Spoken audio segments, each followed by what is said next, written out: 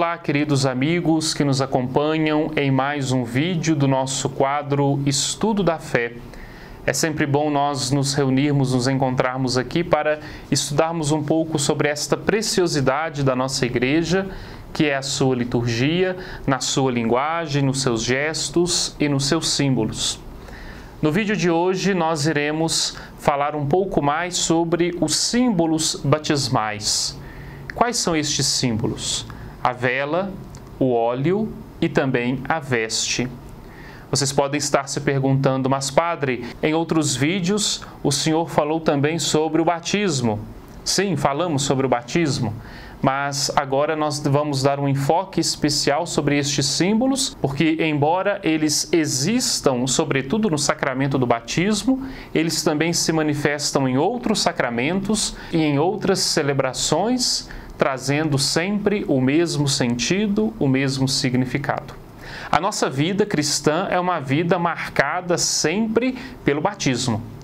Tudo que nós fazemos enquanto fé, enquanto celebração, vai nos recordar esta graça inicial do batismo, porque nós sempre somos marcados pelo mistério de Cristo, o mistério da morte e da ressurreição. E o batismo nada mais é do que a nossa pertença, o nosso mergulho, a nossa participação neste mistério de Cristo morto e ressuscitado. Por isso, então, que quando nós vamos iluminados por estes símbolos da luz, da água, do óleo, nós vamos, então, como que renovando e, ao mesmo tempo, recordando a graça que permeou o nosso ser no dia em que nós fomos levados por nossos pais e por nossos padrinhos até a fonte batismal. Estes símbolos marcam a vocação do cristão. Se nós olharmos no Evangelho de Mateus, no capítulo 5, lá nós vamos encontrar Jesus que vai dizer para os discípulos e ao mesmo tempo para toda a multidão que o ouvia que nós somos sal da terra e luz do mundo. Porque o sal e a luz, nas mais variadas circunstâncias, eles vão sempre exercer o mesmo papel. Eles vão possuir a mesma missão.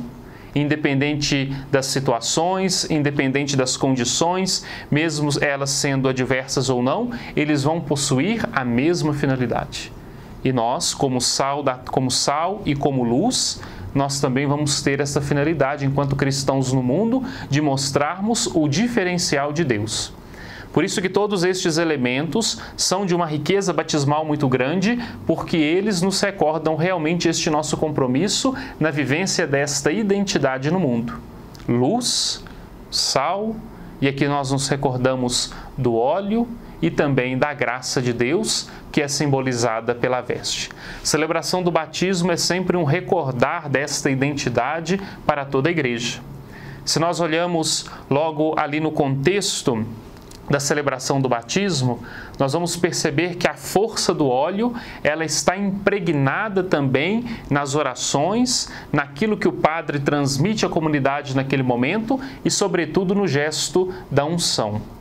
O óleo, que é este elemento importante da tradição cristã, é um elemento marcante porque para os povos antigos o óleo era tido como um importante aliado medicinal no tratamento de enfermidades e de feridas. Com o avanço da tecnologia, da medicina, com o avanço dos estudos, dos mais variados elementos naturais que colaboram justamente com este desenvolvimento da medicina, muitas pessoas, sobretudo aquelas que são ligadas a uma cultura urbana, não mais entendem a eficiência e a eficácia do óleo no combate a essas enfermidades, a essas doenças.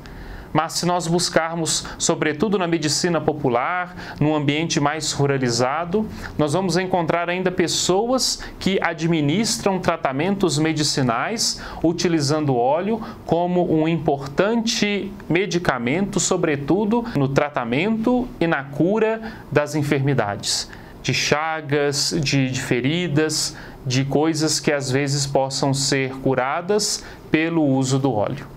E isso vem, claro, de uma tradição, vem de uma sabedoria popular muito antiga, E as religiões, sobretudo a religião cristã, soube fazer uso do óleo para entender e dar um significado muito maior àquilo que é utilizado, no caso, na celebração. Este sentido curativo que o óleo tem, que nós tanto refletimos hoje, está embasado, se nós olharmos, no Evangelho de Lucas, no capítulo 10º, quando lá Jesus vai contar a parábola do bom samaritano, aquele samaritano que prestou auxílio e socorro àquele homem que estava caído, machucado pelo caminho, que fora agredido por assaltantes. Ao tratar daquele homem caído no caminho, naquele momento, como nos diz Jesus na parábola, o samaritano derrama sobre suas feridas água e óleo.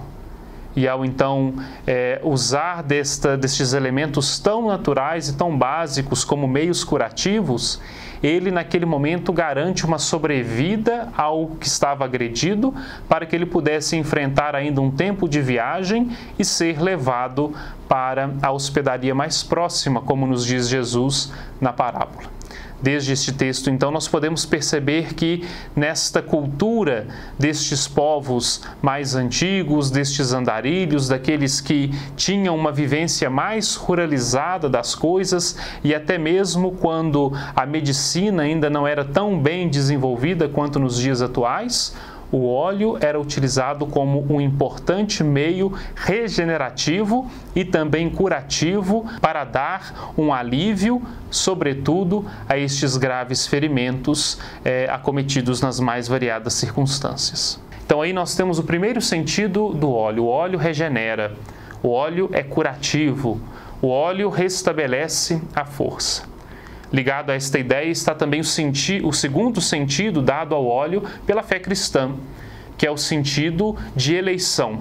Se nós olharmos no Antigo Testamento, quando o Senhor escolhia sacerdotes, profetas e reis, a eleição destes era marcada justamente pela unção. E quando nós falamos unção, nós não estamos aqui falando figurativamente, como que se a escolha de Deus simplesmente fosse uma unção. Não, nós estamos falando de uma unção, um derramamento com óleo, para simbolizar e marcar a vida daquele homem, daquela mulher, daquele eleito pelo Senhor, diante da missão que o Senhor estava então capacitando a cada um deles. É só nós olharmos o Antigo Testamento, sobretudo na escolha do rei Davi como rei de Israel, nós vamos perceber realmente esta graça de Deus que se derrama sobre o seu eleito, também por meio da unção com o óleo sagrado. O Messias, Cristo Jesus, é ungido pelo Pai. Ele recebeu a unção do Espírito Santo no seu batismo, recebeu a unção do Espírito Santo em todo o seu ministério, por meio da sua ação e da sua missão. Ele então demonstra realmente esta eleição do Pai para que ele pudesse desempenhar com seriedade, com eficiência e com obediência a missão que o próprio Pai lhe havia confiado. Na tradição da Igreja, nós temos então 3 tipos de óleo. Os santos óleos que nós falamos são abençoados, consagrados na missa do Crisma, que todo ano o bispo diocesano promove em sua igreja catedral, reunindo em torno de si todo o clero da sua diocese. Nesta celebração, que na nossa diocese usualmente acontece nas manhãs de Quinta-feira Santa em nossa catedral, o bispo, então, por meio de orações e preces, naquele instante pede a Deus que consagre e abençoe aqueles óleos para que eles possam ser imbuídos da eficácia do Espírito Santo, sobretudo para realizarem, concretizarem a finalidade para a qual eles estão ali sendo abençoados e consagrados. O óleo dos catecúmenos, que é utilizado sobretudo no batismo das crianças que estão ali se preparando para receber o banho batismal.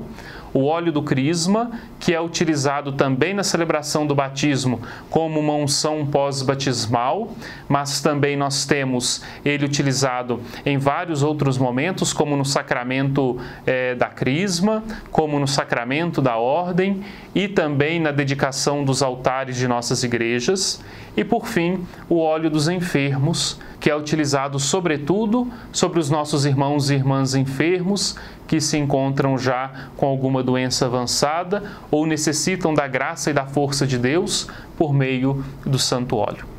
O óleo, então, ele tem este sentido, como nós já havíamos conversado, de trazer a força que vem de Deus e, ao mesmo tempo, tornar aquele ungido um fortalecido pela graça do Senhor, e também de curar, de regenerar, de trazer uma vida nova naquele que recebeu este tão precioso unguento.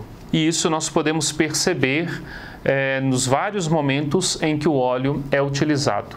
Aqui nós nos lembramos da unção do óleo dos catecúmenos, que é utilizado apenas em uma celebração, em um momento específico, quando antes de ir para o banho batismal, a criança que será batizada é ungida no peito com o óleo dos catecúmenos. O óleo dos catecúmenos é uma recordação muito bonita das civilizações antigas, sobretudo dos guerreiros, quando estes iam para o combate corpo a corpo e, ao se prepararem para este combate corpo a corpo, ungiam, praticamente tomavam um banho com óleo para que no combate corpo a corpo eles pudessem levar vantagem contra o seu inimigo, não tendo pega, não tendo onde o inimigo então vencer no combate corpo a corpo.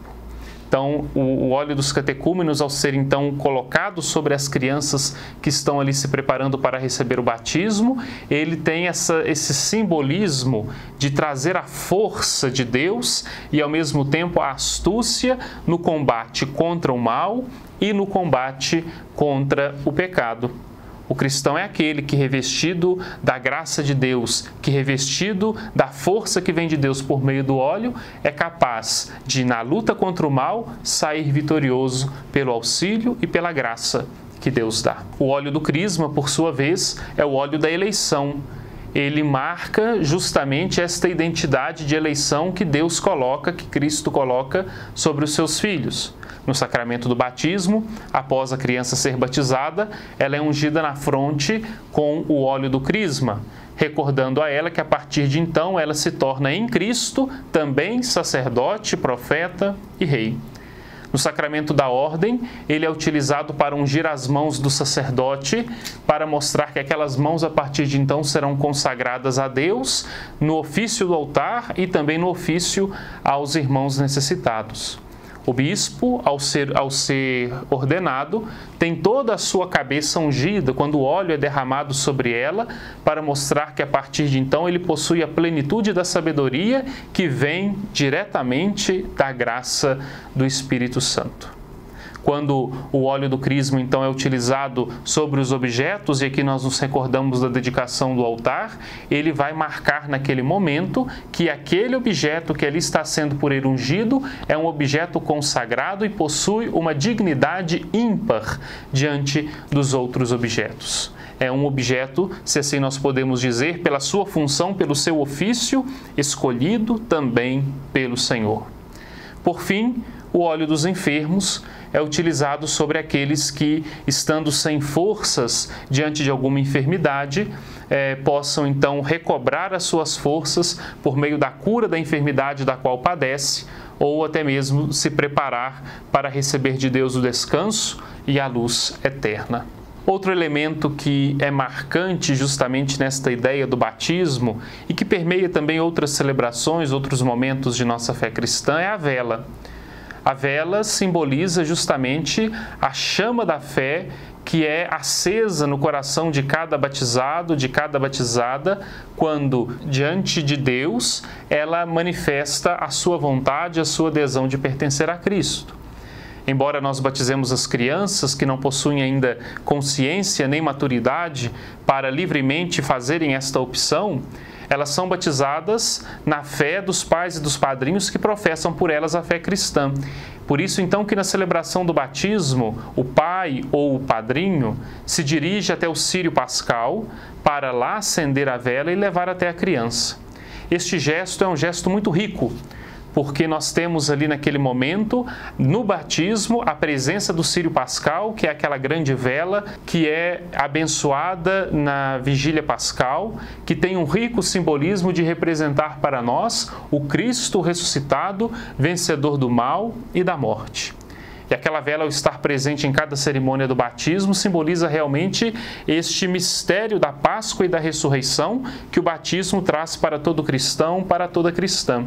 Por isso, o pai ou padrinho, ao acender a vela da criança no círio pascal e levá-la até próximo dela, tem justamente este sentido de acender a chama da fé daquela criança no próprio Cristo ressuscitado e de levar até ela para que ela possa também experimentar a luz que vem de Deus, a luz que vem da ressurreição.